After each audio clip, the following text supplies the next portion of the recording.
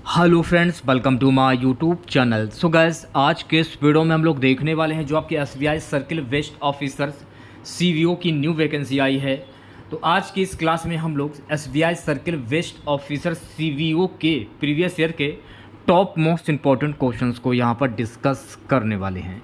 और मैं आप लोगों को ये 100% गारंटी देता हूँ कि एसबीआई सर्किल वेस्ट ऑफिसर सीवीओ के एग्ज़ाम में यहाँ से प्रश्न पूछे जाएंगे। तो इस वीडियो को पूरा ज़रूर देखिए। वीडियो अच्छा लगे तो प्लीज़ वीडियो को लाइक और शेयर ज़रूर करें। अगर आप चैनल पर नए हैं और आप लोगों ने अभी तक इस चैनल को सब्सक्राइब नहीं किया है तो प्लीज़ चैनल को ज़रूर सब्सक्राइब करें और नोटिफिकेशन बेल ऑन करना ना भूलें। तो चलिए वीडियो को स्टार्ट करते हैं। पहला क्वेश्चन देखेगा, किस अधिनियम के तहत भारतीय रिजर्व बैंक को मौद्रिक नीति तय करने का अधिकार मिला है? RBI act 1934, banking regulation act 1949, companies act 2013, SEBI act 1992। तो मेरे प्यारे बच्चों, आरबीआई एक्ट 1934 के तहत भारतीय रिजर्व बैंक को मौद्रिक नीति तय करने का अधिकार मिला है। तो राइट आंसर की अगर मैं बात करूं तो पहले क्वेश्चन का जो राइट आंसर जाएगा मेरे प्यारे बच्चों ऑप्शन नंबर ए के साथ।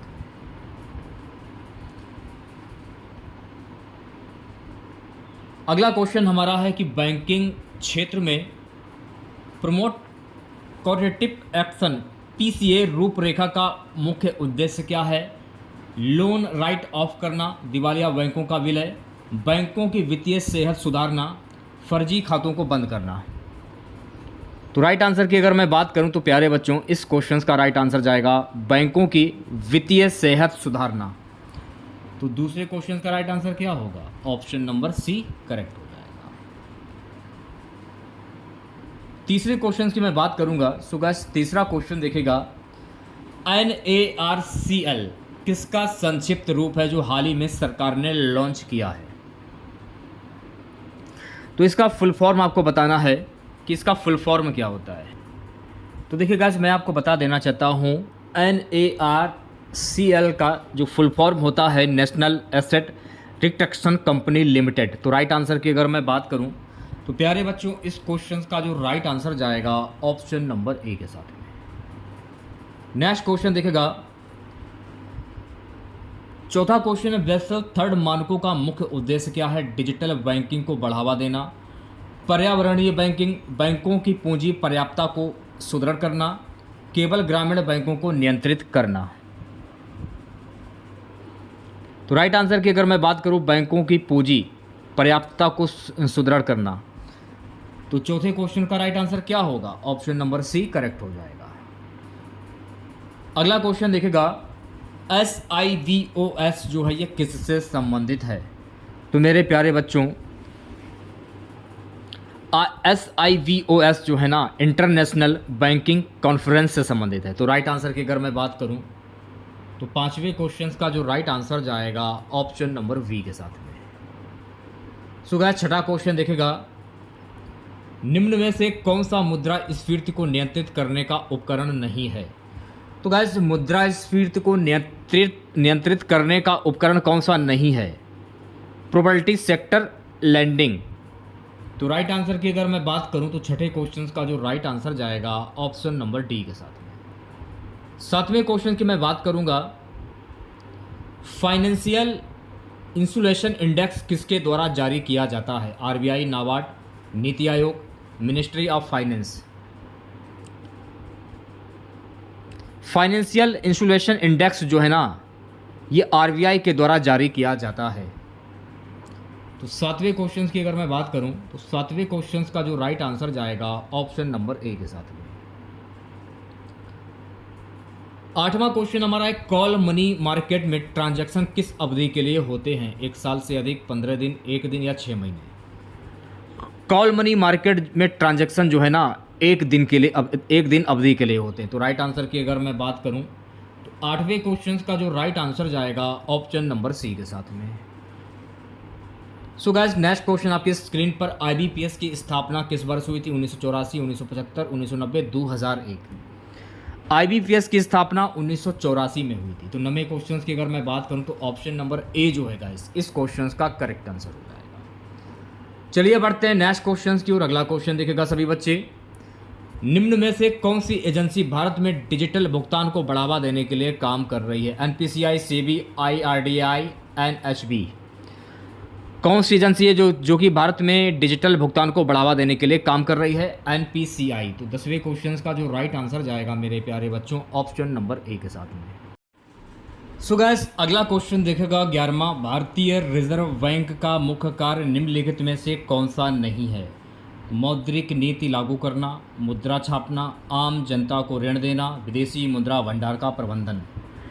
भारतीय रिजर्व बैंक का मुख्य कार्य कौन सा नहीं है? आम जनता को ऋण देना, ये भारतीय रिजर्व बैंक का काम नहीं है।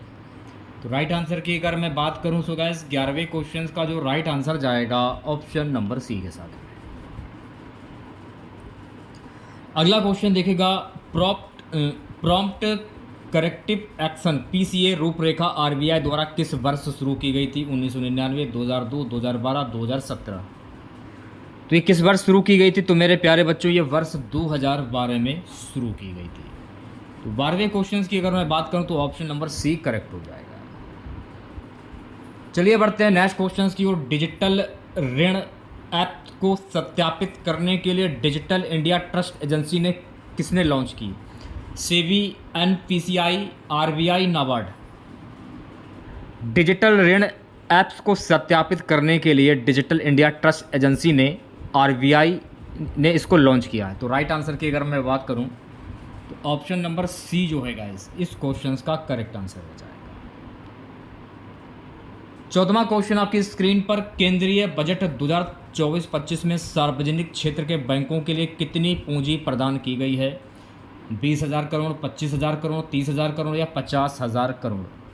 तो केंद्रीय बजट 2024-25 में सार्वजनिक क्षेत्र के बैंकों के लिए 25,000 करोड़ रुपए की पूंजी प्रदान की गई है। तो 14वें क्वेश्चन की अगर मैं बात करूं तो गाइस ऑप्शन नंबर वी जो है इस क्वेश्चन का करेक्ट आंसर हो जाएगा। अगला क्वेश्चन देखेगा, central bank digital currency CBDC के ट्रायल हेतु प्रोजेक्ट कुबेर किसने शुरू किया? एचडीएफसी बैंक, भारतीय state bank, RBI, ICICI bank. Central bank digital currency CBDC के ट्रायल हेतु प्रोजेक्ट कुबेर जो है ना ये आरबीआई के द्वारा शुरू की गई है। तो 15वें क्वेश्चन का जो राइट आंसर जाएगा मेरे प्यारे बच्चों ऑप्शन नंबर सी के साथ में। चलिए बढ़ते हैं नेक्स्ट क्वेश्चन की ओर। अगला क्वेश्चन देखेगा, जब ब्याज दरें बढ़ती हैं और बॉन्ड की कीमतें गिरती हैं तो इसे कौन सा जोखिम कहा जाता है? बाजार जोखिम, क्रेडिट जोखिम, ब्याज दर जोखिम या परिचालन जोखिम। आपसे ये पूछा जा रहा था कि जब ब्याज दरें बढ़ती तो ब्रांड की कीमतें गिरती तो इसे कौन सा जोखिम कहा जाता है? ब्याज दर जोखिम कहा जाता है। तो 16वें क्वेश्चन की अगर मैं बात करूं तो गाइस 16वें क्वेश्चन का जो राइट आंसर जाएगा ऑप्शन नंबर सी के साथ। 17वां क्वेश्चन देखेगा, भारत में बीमा क्षेत्र का विनियमन कौन करता है? IRDI, SEBI, RBI, PFRDA. तो मेरे प्यारे बच्चों भारत में बीमा क्षेत्र का विनियमन जो है ना आईआरडीआई करता है। तो 17वें क्वेश्चन की अगर मैं बात करूं तो ऑप्शन नंबर ए जो है गाइस इस क्वेश्चन का करेक्ट आंसर हो जाएगा। चलिए बढ़ते हैं नेक्स्ट क्वेश्चन की ओर। अगला क्वेश्चन देखेगा, अगला क्वेश्चन है, ट्विन बैलेंस शीट समस्या किससे संबंधित है? निजी बैंकों के एनपीए, बी है तनावग्रस्त बैंकों और कंपनियों की बैलेंस शीट, सी है राजकोषीय और चालू खाता घाटा, डी है पुनः पूंजीकरण योजना। ट्विन बैलेंस शीट समस्या जो है ना तनावग्रस्त बैंकों और कंपनियों की बैलेंस शीट से संबंधित है। तो 18वें क्वेश्चन की अगर मैं बात करूं तो ऑप्शन नंबर वी जो है गाइस इस क्वेश्चन का करेक्ट आंसर हो जाएगा। चलिए बढ़ते हैं नेक्स्ट क्वेश्चन की ओर। वित्तीय क्षेत्र विधायी सुरक्षा आयोग FSLRC किस समिति की सिफारिश पर गठित किया गया था? विमल जालान समिति, रघुराम राजन समिति, YH मालेगाम समिति, न्यायमूर्ति श्रीकृष्ण समिति। तो मेरे प्यारे बच्चों वित्तीय क्षेत्र विधायी सुधार आयोग FSLRC जो है ना न्यायमूर्ति श्रीकृष्ण समिति के द्वारा किस सिफारिश पर गठित की गई थी? तो राइट आंसर की अगर मैं बात करूं तो प्यारे बच्चों इस क्वेश्चन का राइट आंसर जाएगा ऑप्शन नंबर डी के साथ। 20वां क्वेश्चन, सरकारी बॉन्ड में निवेश के लिए रिटेल डायरेक्ट स्कीम किसके द्वारा शुरू की गई थी? सभी अनुसूचित बैंक, केवल भारतीय स्टेट बैंक, केवल निजी बैंक, सीधे आरबीआई। सरकारी बॉन्ड में निवेश के लिए रिटेल डायरेक्ट स्कीम जो है ना सीधे आरबीआई के द्वारा शुरू की गई थी। तो 20वें क्वेश्चन की अगर मैं बात करूं तो ऑप्शन नंबर डी जो है गाइस इस क्वेश्चन का करेक्ट आंसर हो जाएगा। सो गाइस नेक्स्ट क्वेश्चन देखेगा, भारत सरकार ने किस वर्ष बैंक बोर्ड ब्यूरो वीवी की स्थापना की? 2014, 2015, 2016, 2017। भारत सरकार ने वर्ष 2016 में bank board bureau triple V की स्थापना की थी। तो राइट आंसर की अगर मैं बात करूं तो 21वें क्वेश्चन का जो राइट आंसर जाएगा ऑप्शन नंबर सी के साथ। सो गाइस 22वां क्वेश्चन देखेगा, क्वेश्चन है गाइस कि भारत में सेकेंडरी डीलर सिस्टम किसका हिस्सा है? म्यूचुअल फंड बाजार, सरकारी प्रतिभूति बाजार, स्टॉक एक्सचेंज, मुद्रा विनिमय। तो भारत में सेकेंडरी डीलर सिस्टम जो है ना सरकारी प्रतिभूति बाजार का हिस्सा है। तो 22वें क्वेश्चन की अगर मैं बात करूं तो गाइस 22वें क्वेश्चन का जो राइट आंसर जाएगा ऑप्शन नंबर वी के साथ। चलिए बढ़ते हैं नेक्स्ट क्वेश्चन की और अगला क्वेश्चन देखेगा सभी बच्चे, किस प्रकार के बैंक ग्राहक के निर्देश के बिना कोई भुगतान नहीं करते? केंद्रीय बैंक, वाणिज्यिक बैंक, सहकारी बैंक या कस्टोडियन बैंक? किस प्रकार के बैंक ग्राहक के निर्देश के बिना कोई भुगतान नहीं करते हैं? Custodian bank. तो 23वें क्वेश्चन की अगर मैं बात करूं तो 23वें क्वेश्चन का जो राइट आंसर जाएगा ऑप्शन नंबर डी के साथ।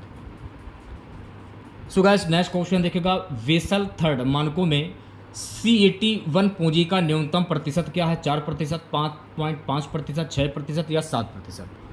वेसल थर्ड मानकों में CET1 पूंजी का न्यूनतम प्रतिशत कितना है? 7% है। तो राइट आंसर की अगर मैं बात करूं सो गाइस 24वें क्वेश्चन का जो राइट आंसर जाएगा ऑप्शन नंबर डी के साथ में। चलिए बढ़ते हैं नेक्स्ट क्वेश्चन की और अगला क्वेश्चन देखेगा। अगला क्वेश्चन, किस संस्थान ने रेपो रेट की अवधारणा को सबसे पहले लागू किया था? विश्व bank, IMF, US federal reserve या भारतीय रिजर्व बैंक? किस संस्थान ने रेपो रेट की अवधारणा को सबसे पहले लागू किया था? US federal bank. तो राइट आंसर की अगर मैं बात करूं तो 25वें क्वेश्चन का जो राइट आंसर जाएगा ऑप्शन नंबर सी के साथ। सो गाइस अगला क्वेश्चन आपकी स्क्रीन पर ये रहा, IFSC international financial service centre Bharat में कहाँ पर स्थित है? मुंबई, नई दिल्ली, हैदराबाद या Gandhinagar? International financial service centre जो है ना ये भारत के गांधीनगर में स्थित है। तो राइट आंसर की अगर मैं बात करूं तो 26वें क्वेश्चन का जो राइट आंसर जाएगा ऑप्शन नंबर डी के साथ। सो गाइस अगला क्वेश्चन देखेगा, SLR में बैंकों को कौन सी परिसंपत्तियां रखनी होती हैं? विदेशी मुद्रा, नगद और स्वर्ण, तरल सरकारी प्रतिभूतियां, उपरोक्त सभी?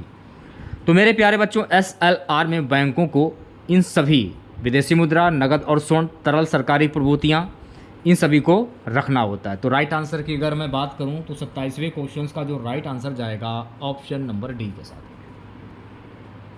सो गाइस अगला क्वेश्चन देखेगा, अगला क्वेश्चन हमारा है कि बैंकों के NPO को कम करने के लिए सरकार ने 5/25 स्कीम कब शुरू की थी? 2012, 2014, 2015, 2016?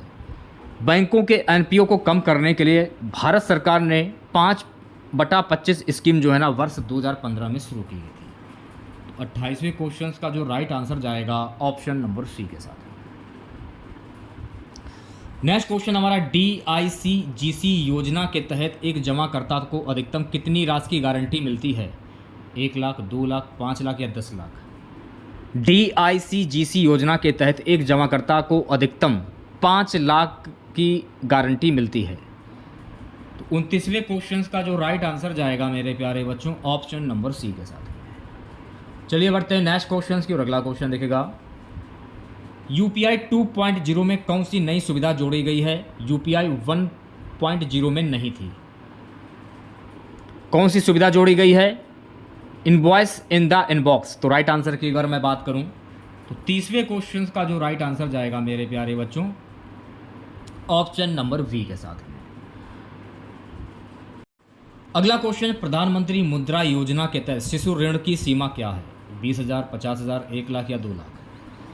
तो प्रधानमंत्री मुद्रा योजना के तहत शिशु ऋण की सीमा है 50,000। तो 31वें क्वेश्चन का जो राइट आंसर जाएगा ऑप्शन नंबर वी के साथ में। सो गाइस अगला क्वेश्चन हमारा है, स्टैंड अप इंडिया योजना का मुख्य उद्देश्य क्या है? कृषि विकास, MSME को बढ़ावा देना, महिलाओं और SC/ST उद्यमियों को ऋण प्रदान करना, स्टार्टअप को फंड देना। स्टैंड अप इंडिया योजना का मुख्य उद्देश्य क्या है? तो इसका मुख्य उद्देश्य है महिलाओं और SC/ST उद्यमियों को ऋण प्रदान करना। तो 32वें क्वेश्चन का जो राइट आंसर जाएगा मेरे प्यारे बच्चों, ऑप्शन नंबर सी के साथ में। नेक्स्ट क्वेश्चन देखिएगा, जन धन योजना के तहत खाता खोलने पर दुर्घटना बीमा कितना दिया जाता है? 50,000, 1 लाख, 2 लाख या 5 लाख? तो जन धन योजना के तहत खाता खोलने पर दुर्घटना बीमा 2 लाख का दिया जाता है, ये आपको ध्यान में रखना है। तो 33वें क्वेश्चन का जो राइट आंसर जाएगा ऑप्शन नंबर सी के साथ में। नेक्स्ट क्वेश्चन देखिएगा सभी बच्चे, ई श्रम पोर्टल किस उद्देश्य के लिए शुरू किया गया है?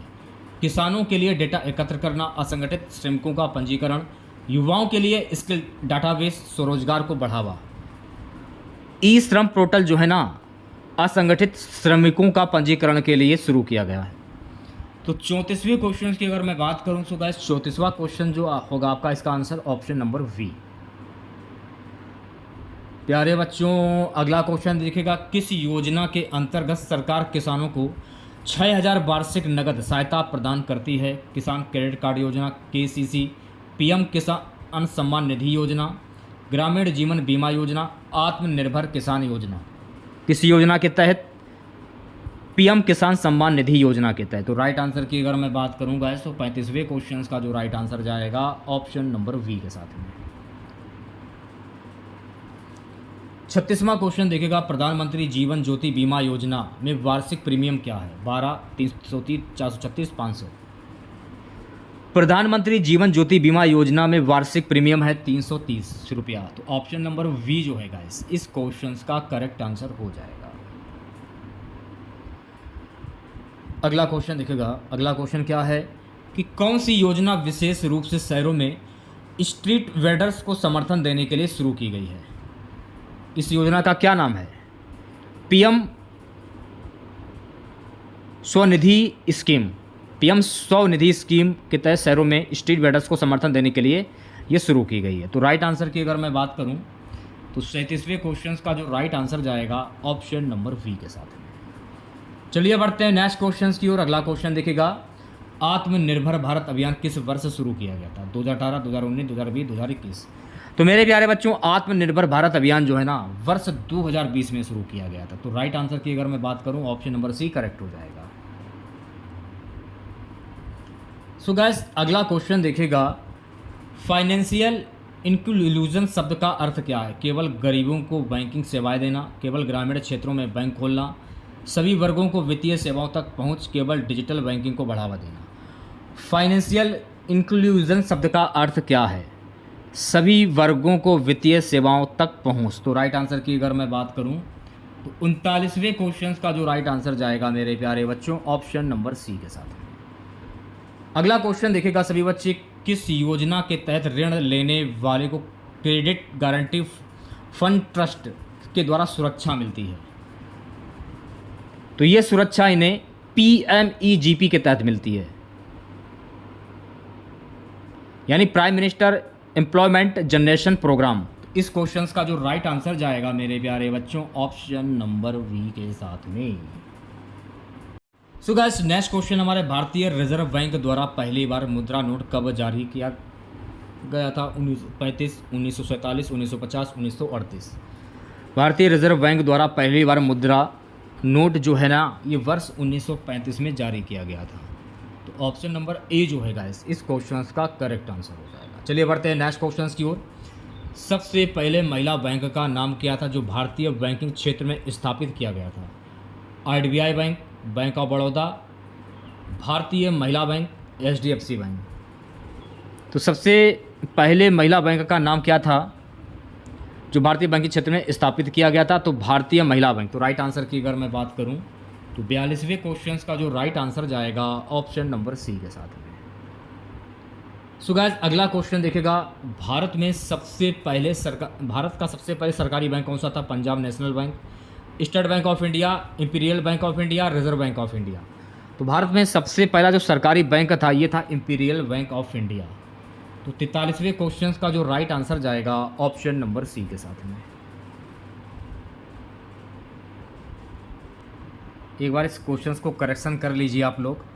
देखिए, इसमें ये पूछा जा रहा था कि भारत में सबसे पहले सरकारी बैंक का नाम क्या था। अगर मैं बात करूं तो मेरे हिसाब से तो फिर इलाहाबाद बैंक होना चाहिए, क्योंकि इलाहाबाद बैंक जो है ये भारत का पहला सरकारी बैंक था। लेकिन ऑप्शंस में तो है ही नहीं, इसमें इंपीरियल बैंक ऑफ इंडिया बताया जा रहा है। अगला क्वेश्चन देखेगा, आपके हिसाब से आंसर क्या होगा कमेंट बॉक्स में ज़रूर बताओ। भारतीय बैंकिंग प्रणाली में सबसे पहले इंटरनेट बैंकिंग सेवा किस बैंक ने शुरू की थी? ICICI bank, HDFC bank, state bank of India, axis bank. क्या पूछा जा रहा है? भारतीय बैंकिंग प्रणाली में सबसे पहले इंटरनेट बैंकिंग सेवा जो है ये आईसीआईसीआई बैंक के द्वारा शुरू की गई। तो 44वें क्वेश्चन का जो राइट आंसर जाएगा ऑप्शन नंबर ए के साथ में। चलिए बढ़ते हैं नेक्स्ट क्वेश्चन की ओर। भारतीय रिजर्व बैंक द्वारा पहला मॉनेटाइजेशन ऑपरेशन कब शुरू किया गया था? 1991, 2001, 1997, 2011। तो भारतीय रिजर्व बैंक द्वारा पहला मॉनेटाइजेशन ऑपरेशन जो है ना 1991 में शुरू किया गया था। तो 45वें क्वेश्चन का जो राइट आंसर जाएगा ऑप्शन नंबर ए के साथ। नेक्स्ट क्वेश्चन है, बैंकिंग क्षेत्र में पहली बार चेक ट्रांजैक्शन सिस्टम सीटीएस किस वर्ष लागू किया गया था? 2004, 2008, 2010, 2006। तो मेरे प्यारे बच्चों, बैंकिंग क्षेत्र में पहली बार चेक ट्रांजैक्शन सिस्टम सीटीएस जो है ना वर्ष 2008 में लागू किया गया था। तो 46वें क्वेश्चन का जो राइट आंसर जाएगा ऑप्शन नंबर वी के साथ। अगला क्वेश्चन क्या है, सबसे पहले भारत में कौन सा बैंक पूर्ण रूप से ऑनलाइन बैंकिंग सेवाएं प्रदान करने वाला पहला बैंक था? Axis bank, ICICI bank, HDFC bank, yes bank. सबसे पहले भारत में कौन सा बैंक पूर्ण रूप से ऑनलाइन बैंकिंग सेवाएं प्रदान करने वाला बैंक था? ICICI bank. तो 47वें क्वेश्चन का जो राइट आंसर जाएगा ऑप्शन नंबर वी के साथ में। सो गाइस, अगला क्वेश्चन देखेगा, भारत में पहला एटीएम ऑटोमेट टेलर मशीन किस बैंक ने स्थापित किया था? State bank of India, HDFC bank, ICICI bank या सिटी बैंक? सिटी बैंक ने स्थापित किया था। तो राइट आंसर की अगर मैं बात करूं तो 48वें क्वेश्चन का जो राइट आंसर जाएगा ऑप्शन नंबर डी के साथ। अगला क्वेश्चन है, भारत में पहली बार क्रेडिट कार्ड का परिचय किस बैंक ने दिया था? City bank, standard chartered bank, state bank of India, ICICI bank. Bharat में पहली बार क्रेडिट कार्ड का परिचय सिटी बैंक ने दिया था। तो 49वें क्वेश्चन का जो राइट आंसर जाएगा ऑप्शन नंबर ए के साथ में। अगला क्वेश्चन देखेगा सभी बच्चे, भारत में पहला एंटरप्राइज बैंकिंग उत्पाद किस बैंक के द्वारा पेश किया गया था? HDFC bank, ICICI bank, state bank of India, axis bank. तो भारत में पहला एंटरप्राइज बैंकिंग उत्पाद जो है ना आईसीआईसीआई बैंक के द्वारा शुरू किया गया। तो राइट आंसर की अगर मैं बात करूं तो 50वें क्वेश्चन का जो राइट आंसर जाएगा ऑप्शन नंबर वी के साथ में। नेक्स्ट क्वेश्चन देखिएगा, भारतीय रिजर्व बैंक आरबीआई द्वारा जारी की जाने वाली मुद्रा का अधिकार किसके पास है? Finance ministry, government of India, RBI governor, president of India. भारतीय रिजर्व बैंक आरबीआई द्वारा जारी की जाने वाली मुद्रा का अधिकार आरबीआई गवर्नर के पास में है। तो ऑप्शन नंबर सी जो है गाइस इस क्वेश्चन का करेक्ट आंसर हो जाएगा। चलिए बढ़ते हैं नेक्स्ट क्वेश्चन की। भारतीय रिजर्व बैंक आरबीआई को अपनी मुद्रा नीति पर कार्य करने के लिए किस संस्था की सिफारिशों का पालन करना होता है? Ministry of finance, Indian finance commission, monetary policy committee या कैबिनेट सेक्रेटरीज। तो राइट आंसर की अगर मैं बात करूं मॉनेटरी पॉलिसी कमेटी, तो राइट आंसर होगा आपका ऑप्शन नंबर सी करेक्ट हो जाएगा। सो गाइस, नेक्स्ट क्वेश्चन देखेगा, भारतीय रिजर्व बैंक के द्वारा किस योजना के तहत वित्तीय समावेशन को बढ़ावा दिया जाता है? भारतीय रिजर्व बैंक के द्वारा financial literacy and credit council scheme को बढ़ावा दिया जाता है। तो राइट आंसर की अगर मैं बात करूं तो 53वें क्वेश्चन का जो राइट आंसर जाएगा मेरे प्यारे बच्चों ऑप्शन नंबर वी के साथ में। नेक्स्ट क्वेश्चन देखेगा सभी बच्चे, भारतीय रिजर्व बैंक का कौन सा कार्य बैंकिंग सेक्टर में काम करने वाले बैंकों की संचालन की निगरानी करना है? भारतीय रिजर्व बैंक का ये सभी। तो राइट आंसर होगा आपका ऑप्शन नंबर डी करेक्ट हो जाएगा, ये सभी। नेक्स्ट क्वेश्चन देखेगा सभी बच्चे, भारतीय रिजर्व बैंक आरबीआई के मुद्रास्फीति लक्ष्य इन्फ्लेशन ट्रेजेक्टिंग के बारे में सबसे सही विचार क्या है? इस क्वेश्चन में थोड़ा में डाउट लग रहा है, आंसर क्या होना चाहिए? आरबीआई टर्टिज इन्फ्लेशन 4%, ये सही होना चाहिए मेरे हिसाब से। तो 55वें क्वेश्चन का जो राइट आंसर जाएगा ऑप्शन नंबर ए के साथ। नेक्स्ट क्वेश्चन देखेगा, आरबीआई के गवर्नर द्वारा मुद्रास्फीति को नियंत्रित करने के लिए कौन सा प्रमुख उपकरण उपयोग में लाया जाता है? आरबीआई के गवर्नर द्वारा मुद्रास्फीति को नियंत्रित करने के लिए ये सभी repo rate, reserve repo rate, cash reserve ratio CCR. तो ऑप्शन नंबर डी जो है गाइस इस क्वेश्चन का करेक्ट आंसर हो जाएगा। अगला क्वेश्चन देखेगा, भारतीय रिजर्व बैंक आरबीआई द्वारा किसी भी बैंक को लाइसेंस देने के लिए कौन सा प्रमुख मानदंड उपयोग में लाया जाता है? कौन सा प्रमुख मानदंड उपयोग में लाया जाता है? तो मेरे प्यारे बच्चों, कैपिटल एडिक्वेसी रेशियो CAR। तो राइट आंसर की अगर मैं बात करूं, 57वें क्वेश्चन का जो राइट आंसर जाएगा ऑप्शन नंबर वी के साथ। चलिए बढ़ते हैं नेक्स्ट क्वेश्चन की ओर। भारतीय रिजर्व बैंक आरबीआई के द्वारा किस वर्ष मुद्रास्फीति लक्ष्य इन्फ्लेशन ट्रेंड को कानूनी रूप से लागू किया गया था? किस वर्ष लागू किया गया? तो ये 2016 में लागू किया गया था। तो 58वें क्वेश्चन का जो राइट आंसर जाएगा ऑप्शन नंबर वी के साथ में। नेक्स्ट क्वेश्चन देखिएगा, भारतीय रिजर्व बैंक द्वारा मानव संसाधन योजना ह्यूमन रिसोर्सेज प्लान किस उद्देश्य के लिए बनाई गई थी? तो भारतीय रिजर्व बैंक के द्वारा मानव संसाधन योजना जो है ना, ह्यूमन रिसोर्सेज प्लान, तो राइट आंसर की अगर मैं बात करूं, ऑप्शन नंबर वी जाना चाहिए मेरे हिसाब से इस क्वेश्चन का राइट आंसर। आज की क्लास का लास्ट क्वेश्चन रहेगा मेरे प्यारे बच्चों, भारतीय रिजर्व बैंक आरबीआई की अंतर्राष्ट्रीय संस्थाओं के साथ साझेदारी के अंदर किस दिशा में कदम उठाए जाते हैं? तो ऑप्शन नंबर डी जो है गाइस इसको, ये सभी कदम उठाए जाते हैं, ये मानकर चलिए आप लोग।